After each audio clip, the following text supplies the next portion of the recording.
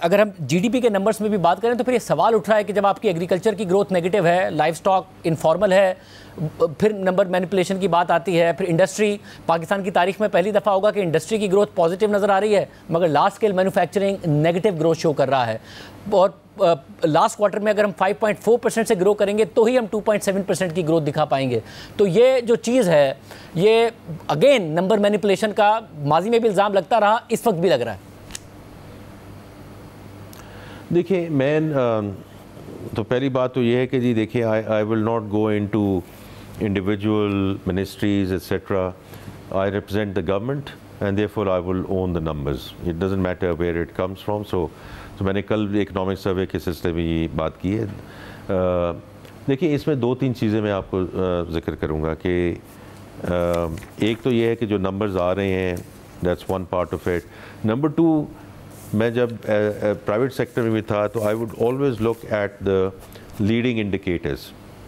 मैं हमेशा ये कहता था जब मैं प्राइवेट सेक्टर में था कि एक्टिविटी ड्राइवर्स पे गौर करें, और एक्टिविटी ड्राइवर्स अगर ठीक हैं they will translate into the financial numbers.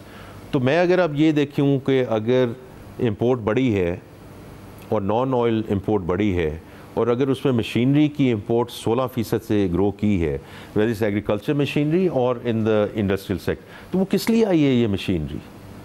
ये मशीनरी आफ्टर ऑल केपेक्स आया है, तो केपेक्स से इसका आगे कोई ना कोई तो उनके स्पॉन्सर ने सोचा होगा ना कि हमने इसके साथ, इस मशीनरी के साथ करना क्या है। 16% is not a small number on an year number. दूसरी चीज़ ये है कि आप थोड़ा सा अगर हम डिटेल में जाएँ, LSM इज़ डाउन ओवरऑल, लेकिन अगर आप देखें तो उसमें केमिकल्स एंड जो स्टील इंडस्ट्री है that is negative. Auto is plus 40%। जो आपके गारमेंट्स मैन्युफैक्चरिंग है that is up, textiles overall is up. तो उसमें कुछ सेक्टर्स ऊपर गए हैं, कुछ नीचे गए हैं। और एग्रीकल्चर साइड पे construction sector is up, construction sector ऊपर हो मगर जो सीमेंट और स्टील की सेल्स हैं वो अपना हो, तो सवाल उठता है कि फिर ये कैसे हो रहा है? राइट। तो आई थिंक कि ये एक ऐसी चीज़ है, मैंने कल भी ये कहा है कि ये अगर कोई ऐसी चीज़ें हैं वेयर पीपल फील कि जी हमें जो लीडिंग इंडिकेटर्स हैं उसमें से इज़ नॉट जाइविंग, तो हम उसको दोबारा रिव्यू कर सकते हैं। लेकिन फ्रॉम वेयर आई सेट, मैं आपको ये बताता हूँ कि ये मैंने कुछ लीडिंग इंडिकेटर्स की बात की, फिर ये सारे सर्वेज मैं देख रहा हूँ कि whether it's PwC, whether it's OICCI, whether it's Ipsos, अगर ये सारा सेंटिमेंट ऐसा शो कर रहे हैं कि जी we are moving in the right direction and they want to invest and they want to grow, तो ये थोड़ा सा एक लैगिंग इफेक्ट तो आता है in terms of the numbers।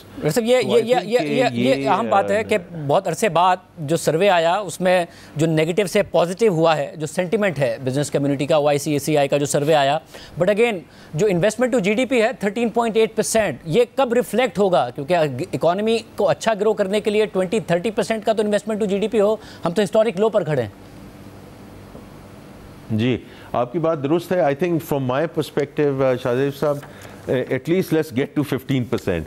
From my perspective इसको थोड़ा सा एक थ्रेश होल्ड जो है, हम 15% तक तो जाएं, बिकॉज आई थिंक 15% पे we start joining committee of nations. उसके बाद आपकी बात दुरुस्त है, क्योंकि अगर मैं टैक्स टू GDP भी रेशो देखूं तो चले हमने 3.5% कहा है या 14% कहा है कि हम एंड ऑफ द प्रोग्राम वहाँ पहुँचेंगे। हमारा जो नेबरली कंट्री है वो 18% पे है। तो आई थिंक ये आपकी बात दुरुस्त है, which are global best practices, but at least from my perspective we moving in the right direction in terms of saving and the investment ratios. लेकिन पहला जो बेंचमार्क होना चाहिए मेरे अंदाजे के मुताबिक, इट्स माय पर्सनल व्यू, कि at least we should hit 15% and then we move from there.